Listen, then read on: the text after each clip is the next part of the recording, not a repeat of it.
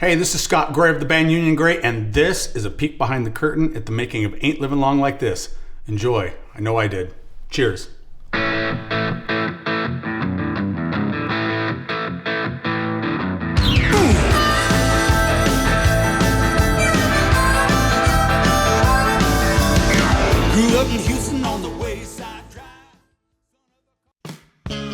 So we come upon this idea of doing a cover of Ain't Livin' Long Like This, which was done, written by Rodney Crowell. I looked for trouble and I found it, son. Straight down the back. Anybody that's followed country music, this is a classic. It's been done probably most famously by Waylon Jennings. Emmylou Harris has done it. 1,000 people have done it. I would say that the cover that I've heard that really was the inspiration for what I call the second act of the song, that's after the intro that we did, would be Chris Jansen's version.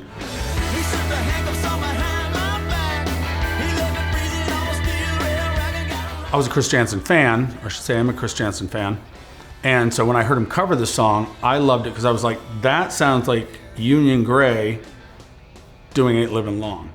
Waylon's version is almost leans into a disco vibe with the bass line and the drums.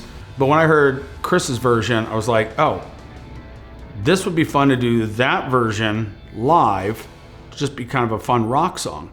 So we went into Widget Studios here just north of Denver. Usually I record in studios in Nashville. Dave's got a really nice little boutique studio, and my producer Bob Bullock was coming into town. So we decided, hey, while we're in town, I'm gonna drag you over and make you work for a day, and we're gonna cut these songs. And so we got the guys together, short notice on an afternoon, and we got our version of it down. Living long like this. Can't live it all like this. Can I, baby?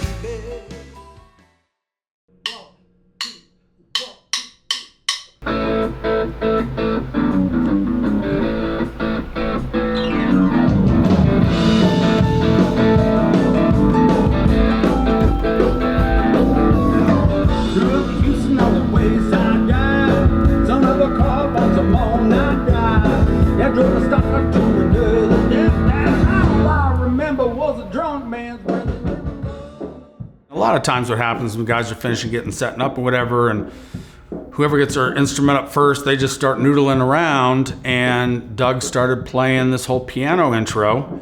Then all of a sudden, a drummer started playing along with that, and the bass kind of filled in, and the thing kind of just stacked. And then I just started singing the first verse over it, and then we stopped and then kicked into that version, and that's when the light bulb went off, and I said, let's just put these two together and make a song of it.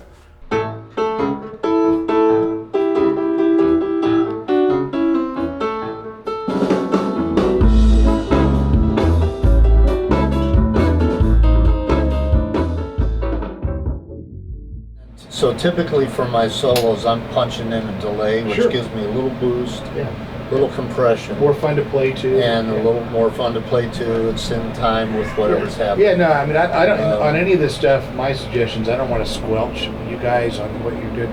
But I agree with Dave, it might just be if it was a little less later on, I might go, yeah, I'm kind of glad we did that. So on the rhythm part, just dial back the reverb a little? Completely. I think just back it off just a touch. Was the case, I'd leave it like that. Let's just see, but don't make it where it's not fun for you to play, because it is part of what we're trying to capture here today. Yeah. Okay. So now the solo will sound like this. Yeah, let me hear it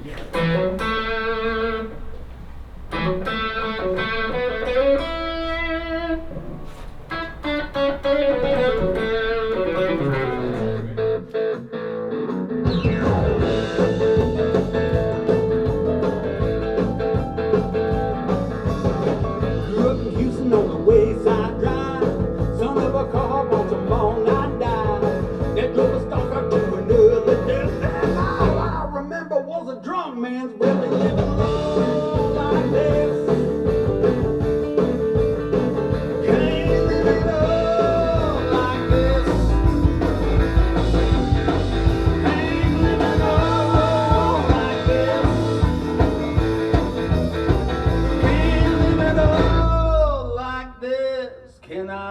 And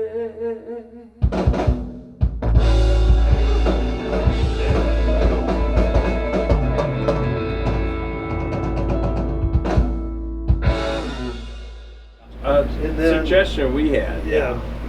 So I was anticipating, and Dave said he was kind of with us on it. Don't tag it in the beginning. Just when you say "Ain't Living Long But Like This," bam, dun, dun, dun, then we go into the. Yeah, it's what not I mean? enough of a pre-intro for sure. So yeah. What do you think of that? I was feeling that. I think that was the reason why I fucked it up with you, is that I was anticipating that, but That's We've just always where- done it live with the tag. yeah, but live is different than recorded. Yeah, Like it you is, kind of need yeah. to get people to the song. Get to it. Because no like, tag? but at this point, people are thinking this is a rumba song. They think this is a Right. New Orleans song, and then we're like throwing a huge monkey wrench into their thing. Which live, people are jiving with it, but it's kind of a cruel trick on a recording to do that. I'm not saying it's a bad thing. I'm just saying you kind of have to be. All right, so we'll drop the tag. I think so. Okay. I think that's a good idea. You know, the unique part about our version of Ain't Living Long, obviously, mostly I think, is the intro. The song has been covered so many times by so many people, but not that I'm aware any that have this kind of a New Orleans kind of piano-driven intro that we kind of set up the first verse through before we punch into the rest of the song. And just, I think, my vocal approach was different than I do a lot of songs. How we layered a female harmony just kind of into that intro. So basically the intro almost stands alone as its own song. It's like a first act, if you will. And then the second act, which is the rest of the song, has a completely different feel to it. Well, I just want to know, are we going to get this on this take, or should I go to the bathroom again? You know how You might as well empty that bladder, because I know how little it is.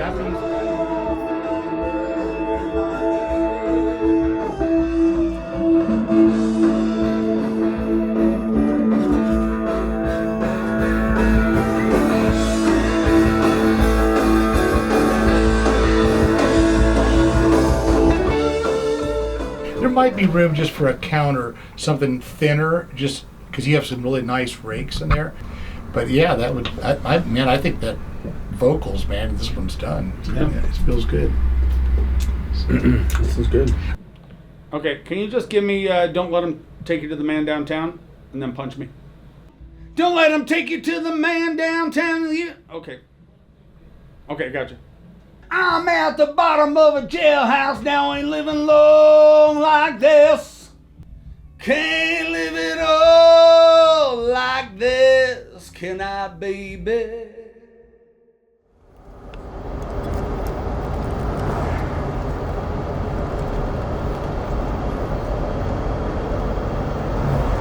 Yeah, that's why I parked my car where I thought maybe you'd see it. Yeah. Hey, Devin. How's it going? Yeah, I figured, yeah. Good morning. Good morning. You remember Kyle? How you doing? I'm good. How you doing? Good. Good to see you. So once we had all these tracks cut, including Ain't Living Long, I did want to finish it up in Nashville. And at that point, we had the core band. The tracking was already done in Denver. So I flew down to Nashville and worked with Bob and Kyle Hirschman on doing any overdubs and stuff that we wanted to add for some what Bob calls ear candy, some stuff that's going to be on the track that we don't necessarily concern ourselves with having to play live, but it just adds just a little bit of element to it. So we brought in the legendary Charlie McCoy on harmonica and Chris Lusinger on guitar. So really, we're ready to go, you know. And on this, I know you even already did your own chart, but what I was saying to Scott, we were just talking about this morning, I'd really just like to see what your interpretation is of putting harp really is a pretty lead instrument on this track. Okay, when we cut it with Scott's band in Denver, we just left like this should be Charlie for a solo. To me, it's the icing on the cake is to have a harmonica, and then you're going to have to woodshed and learn how to play the part. That's a lot of woodshed, and it might not be till I get beyond his age where I can get halfway there. So I should say, Charlie, make it where Scott can maybe come close to playing. Yeah. Well, I started playing when I was 8 years old. And after a day, my mom said, "Could you take it outside?" And that's when I learned that dogs and cats didn't like it. Yeah. Here's a fancy box that you carry your harps around. Okay.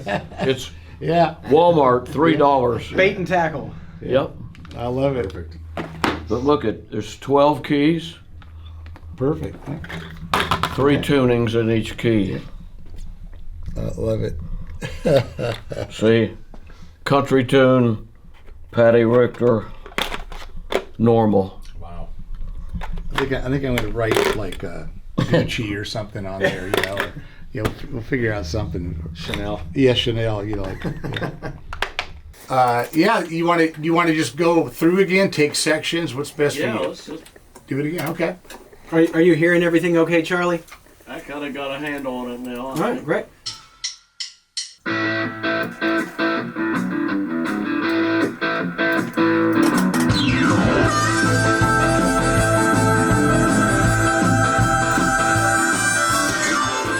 Anybody that's been around country music, you know Charlie McCoy. He's a legend. There's really nobody like him. And he was instrumental and, quite frankly, incredible at being able to come in, listen to that track one time. He knew exactly how he wanted to attack it, where he needed to lay his parts down. And he did exactly that. It was quite impressive. And a pro like that, they've been through it, they've seen everything, they've done everything. So for him, it was automatic just to come in, hear the track, and say, I know where I need to lay my parts in. I know how those parts need to sound to accent and not take away or upstage the track as a whole.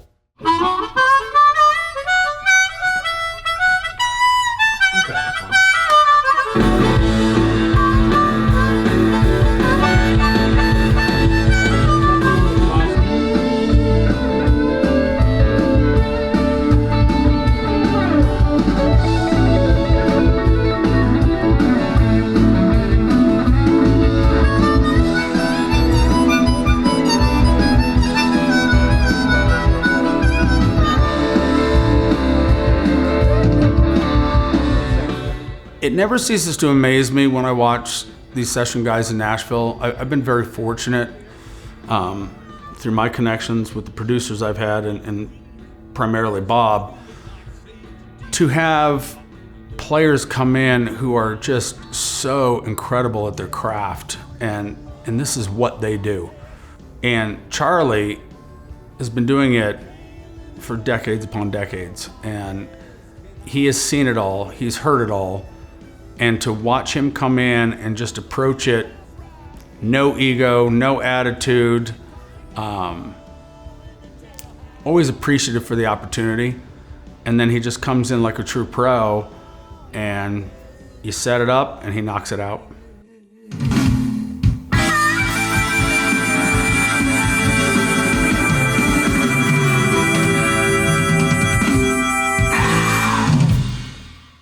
Boy, guitar player he'd get arrested for speeding, man. Jimmy did a nice job. He's got some wheelies in there, yeah. Yeah. If you keep practicing, you're going to grow up to be a pretty good player. Yeah, no, I love it, Charlie. People ask me, how do you do that? I said, my bill collectors demand it. That's a good one. So are you happy? Because I am. That's exactly what I was hoping. Yeah. Okay. Yeah. Great. Sounded great. So which tuning did you use on that? Because you had the three harps per key, right? Yeah. So which one did you use on that one? When he went to the solo on the E chords, Yeah. I used what we call a country tune harp. Oh, that's great. The fifth draw reed is raised a half step. Okay. So instead of a seventh, you got the major seventh. So you got 5, 7, 2. That's a pure 5 chord. Yep. And Come on in, Chris. I discovered this many years ago, and it allows you to play melodies now, playing cross harp.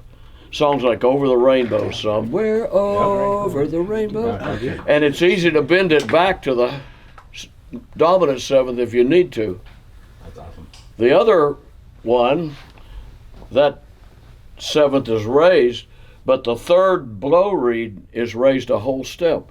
So you can play a pure scale without having to bend a whole step to get the, do re, to get the re note. And it really helps for like Irish jigs, to play stuff like that, or to play a beautiful ballad and you don't want all the bending. Right. To play it pure, it helps for that. Wow.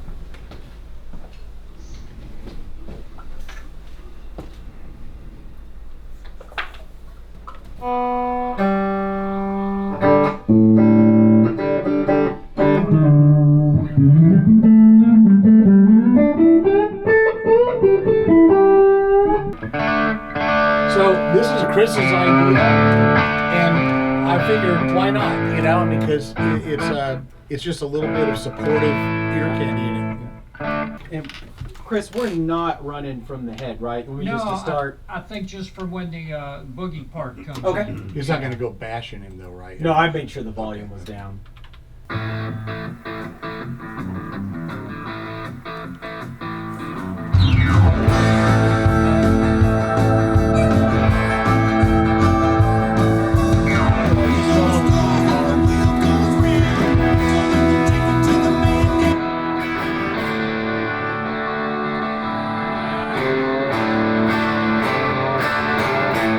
That's cool. Okay.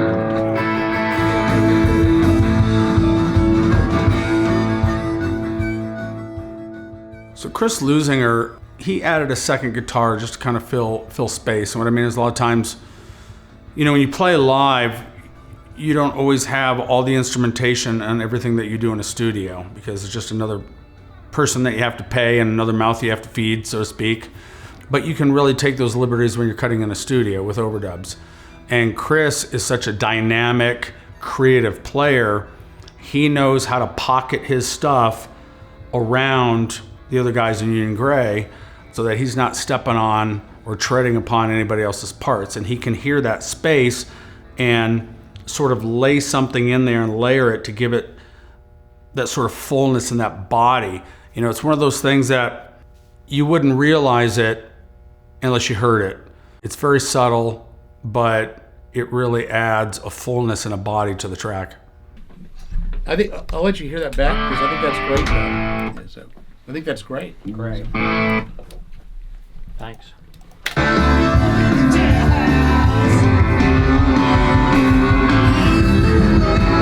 Long like this, my baby.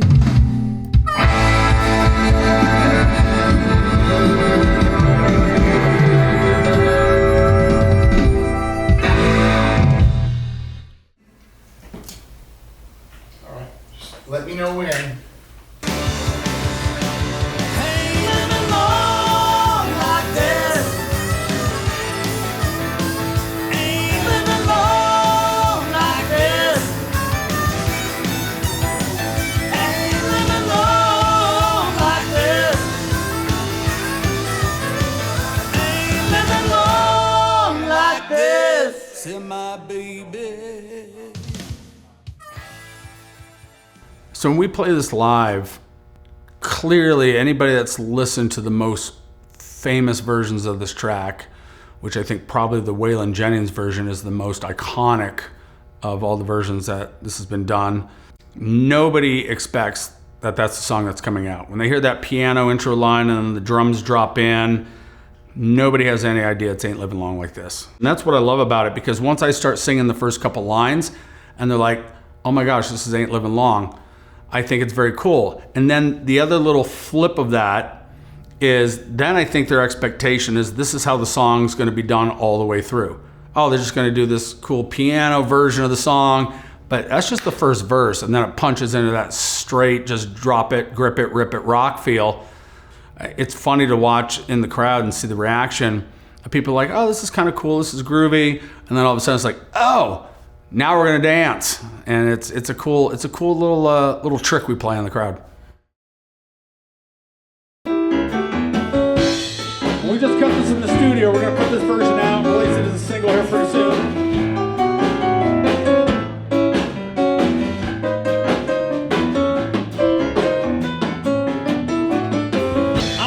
trouble and I found a son.